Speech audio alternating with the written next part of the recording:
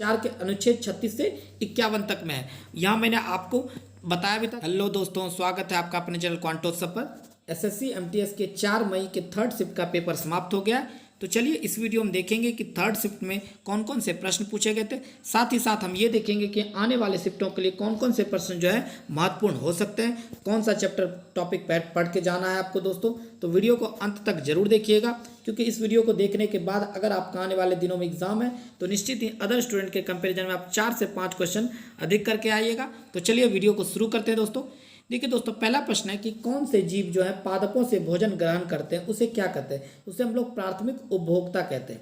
ये आपको ध्यान रखना है दोस्तों। अगर जो पादप अपना पोषण स्वयं करते हैं यानी भोजन स्वयं बनाते हैं, उसे हम लोग स्वपोषी कहते हैं। और वैसे जीव जंतु जो कि पादपों पर अपने भोजन के लिए आश्रित होते हैं, उन्हें हम लोग विषमपोषी कहते हैं। और भी कुछ फैक्ट देख लेते हैं दोस्तों कि जैविक घटकों को जो है 3 भागों में बांटा गया, प्राथमिक उपभोक्ता, द्वितीयक और तृतीयक। लेकिन उससे पहले हम लोग देख लेते हैं उत्पादक। जो अपना भोजन स्वयं बनाते हैं उसे हम लोग उत्पादक कहते हैं, जैसे कि आपको हरे पौधे।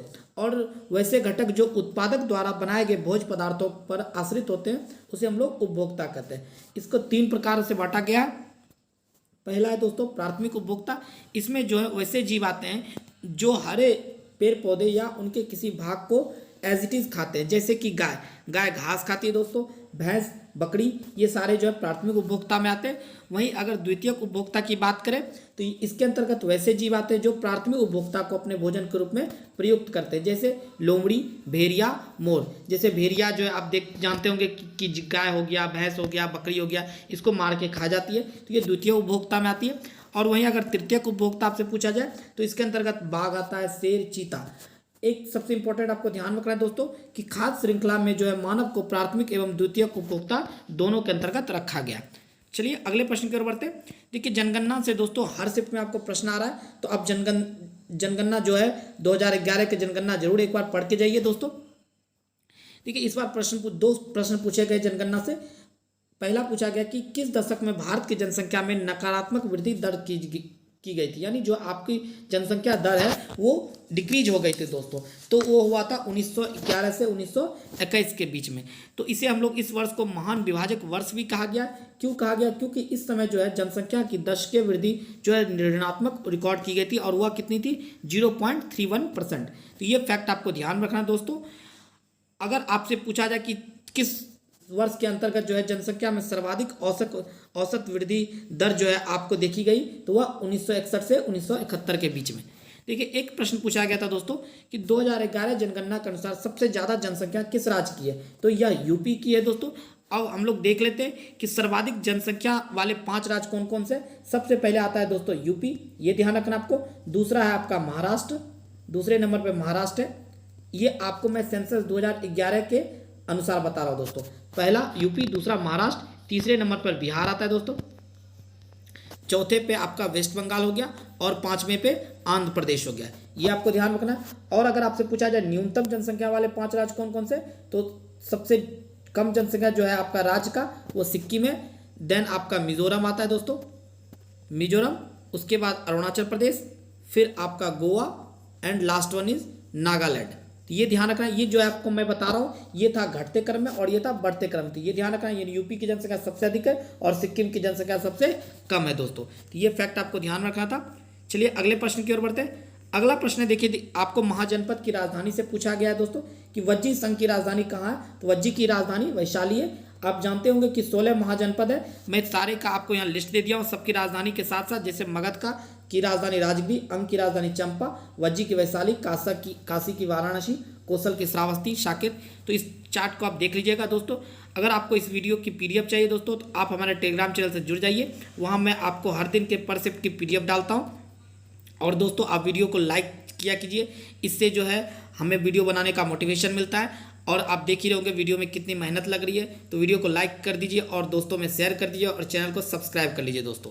अगला प्रश्न है कि बंगाल विभाजन कब हुआ था। देखिए बंगाल विभाजन जो है आपको 1905 ईस्वी में हुआ था, और यह जो 19 जुलाई 1905 को तत्कालीन वायसराय लॉर्ड कर्जन के शासनकाल में हुआ था। लेकिन इसको जो है 1911 में लॉर्ड हार्डिंग के द्वारा निरस्त कर दिया गया था। ये आपको ध्यान रखना है। देखिए दोस्तों, एक क्वेश्चन आया था कि आर के नारायण की पुस्तक कौन सी है, जबकि इसके पिछले शिफ्ट में ही आपसे पूछा गया था कि मालगुडी डेज जो है किसकी पुस्तक है, तो यह भी आर के नारायण की थी। और देखिए अगले ही शिफ्ट में आपसे पूछ दिया कि आर के नारायण की पुस्तक कौन सी है, तो वो पुस्तक थी, ऑप्शन में आपको द डार्क रूम दिया हुआ था। और अगर अन्य पुस्तक की बात करें तो Malgudi days, the man eater of Malgudi, the guide, Swami and friends and the wonder of sweets, ये सारे आर के नारायण की पुस्तक है दोस्तों। अगला प्रश्न देखिए, पंडित किशन महाराज किससे संबंधित है, तो यह एक तबला वादक है और ये बनारस घराने से संबंधित है। यहाँ से भी देखिए दोस्तों, हर शिफ्ट में आपको एक प्रश्न पूछा जा रहा है, तो मैं आपको जो पीडीएफ दे रहा हूँ, जो वीडियो में बता रहा हूँ, इसे एक बार जरूर पढ़ के जाइए, क्योंकि यहाँ से एक भी क्वेश्चन आपको बाहर देखने को नहीं मिलेंगे। यहाँ मैंने आपको ये चार्ट दे दिया भरतनाट्यम का, कुचिपुड़ी, कथकली, कथक, ये सारे एक बार आप जरूर देख के जाइए दोस्तों। अगला प्रश्न है कि हाल ही में जो पश्चिम बंगाल में जो तूफान आया था उसे किस नाम से जाना जाता है, तो उसे कहा जाता है काल वैशाखी। अगला प्रश्न है कि कृषि जनगणना कितने वर्ष में होती है, तो यह 5 वर्षों में होती है कृषि जनगणना। इसका जो आयोजन है कृषि सहकारिता और किसान कल्याण विभाग द्वारा प्रत्येक 5 वर्ष में किया जाता है, ये ध्यान रखना। और जो पहली बार कृषि जनगणना हुआ था यह 1970 से 71 के शासनकाल में हुआ था, यह ध्यान रखना है दोस्तों। अगला प्रश्न है दोहरी शासन प्रणाली, जिसे हम लोग द्वैध शासन प्रणाली भी कहते हैं, ये कब की गई थी, तो यह आपको 1765 ईस्वी में हुआ था दोस्तों। आप जानते होंगे कि रॉबर्ट क्लाइव जो है 2 बार गवर्नर बने थे, पहली बार 1757 से 1760 के दौरान, और दूसरी बार जो है आपका 1765 से 1767 के दौरान जो है ये गवर्नर रहे थे दोस्तों।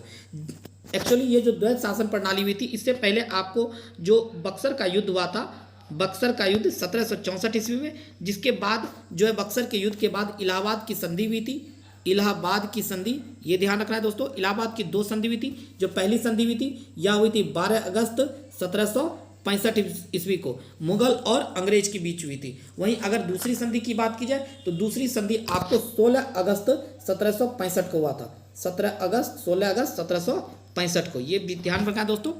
चलिए अगले प्रश्न की ओर बढ़ते हैं। अगला प्रश्न है कि राष्ट्रीय जलमार्ग संख्या 2 किस नदी पर स्थित है, तो यह ब्रह्मपुत्र नदी पर स्थित है। देखिए अगला प्रश्न है आपको दोस्तों कि सुकन्या समृद्धि ग्रामीण योजना में ऋण की अवधि कितने वर्ष तक की थी, या 5 वर्ष तक की थी।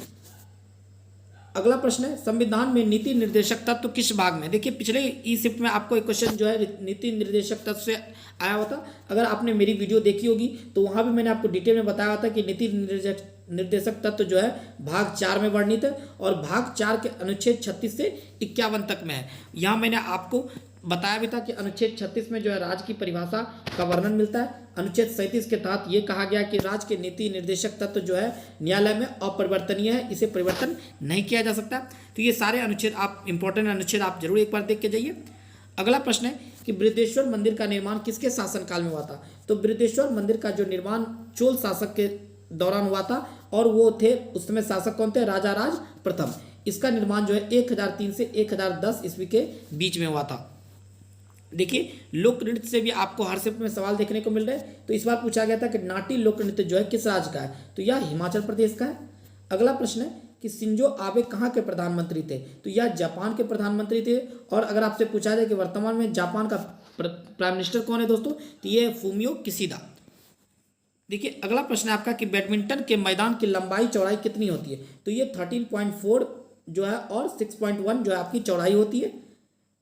अगला प्रश्न है कि जीवीए का फुल फॉर्म क्या होता है, तो यह होता है ग्रॉस वैल्यू एडेड, या इसी को आप लोग कहते हैं सकल घरेलू उत्पाद। सकल घरेलू उत्पाद क्या होता है दोस्तों, तो यह होता है किसी देश की सीमाओं के भीतर एक समय अवधि के दौरान आमतौर पर 1 वर्ष की जो है इसकी गणना की जाती है, उसके अंतर्गत उत्पादित सभी अंतिम वस्तुओं और सेवाओं का जो मौद्रिक मूल्य होता है उसी को हम लोग ग्रॉस डोमेस्टिक प्रोडक्ट अर्थात जीडीपी कहते हैं। देखिए अगला प्रश्न आया था दोस्तों कि मल्लिका साराभाई को पद्म विभूषण पुरस्कार कब मिला था, तो 2010 ईस्वी में हुआ था। तराइन का युद्ध कब हुआ था, देखिए ये क्लियर नहीं हो पाया दोस्तों कि प्रथम युद्ध पूछा गया या द्वितीय युद्ध पूछा गया। तो यहाँ मैं आपको सारे फैक्ट बता देता हूँ। जो तराइन का प्रथम युद्ध था यह 1191 ईस्वी में मोहम्मद गौरी एवं पृथ्वीराज चौहान के बीच हुआ था, जिसमें जो है पृथ्वीराज चौहान की विजय हो जाती है, और इस युद्ध में पृथ्वीराज चौहान का सेनापति स्कंद था। दोस्तों अगर आप मेरे कम्युनिटी पोस्ट भी देखते होंगे तो इसमें से बहुत सारे क्वेश्चन जो है मैं हमेशा कम्युनिटी पोस्ट पर डाला हुआ हूँ। आप वहाँ से भी अगर मेरे रेगुलर कम्युनिटी पोस्ट को देखिएगा तो आपको 3 से 4 क्वेश्चन जो है एज इट इज़ आपको देखने को अपने शिफ्ट में मिल जाएंगे। तराइन का द्वितीय युद्ध जो है आपको 1192 ईस्वी में गौरी और पृथ्वीराज चौहान के बीच हुआ था, जिसमें पृथ्वीराज चौहान की पराजय हो जाती है। और चंद्रवर दाई ने जो है पृथ्वीराज रासो की रचना की है। ये ध्यान रखना है दोस्तों। और उसके 2 साल बाद ही आपको चंदावर का युद्ध हुआ था, जो कि 1194 इसमें गौरी एवं कन्नौज के राजा जयचंद के बीच हुआ था। इसमें भी गौरी विजयी हो जाता है। अंत में मोहम्मद गौरी की हत्या जो है आपको 15 मार्च 1206 ईस्वी को कर दी गई थी। तो दोस्तों 25 में से 20 क्वेश्चन मुझे मिल गए दोस्तों, 5 क्वेश्चन नहीं मिल पाए। तो जैसे ही मिलेगा मैं आपको PDF जो है टेलीग्राम पे अपलोड कर दूंगा दोस्तों। तो आप हमारे टेलीग्राम चैनल से जुड़ जाइए। आई होप वीडियो पसंद आई होगी। वीडियो पसंद आई तो दोस्तों वीडियो को लाइक कीजिए, दोस्तों को में शेयर कर दीजिए और चैनल को सब्सक्राइब कर लीजिए। तो चलिए मिलते हैं अगले वीडियो में, तब तक के लिए जय हिंद जय भारत।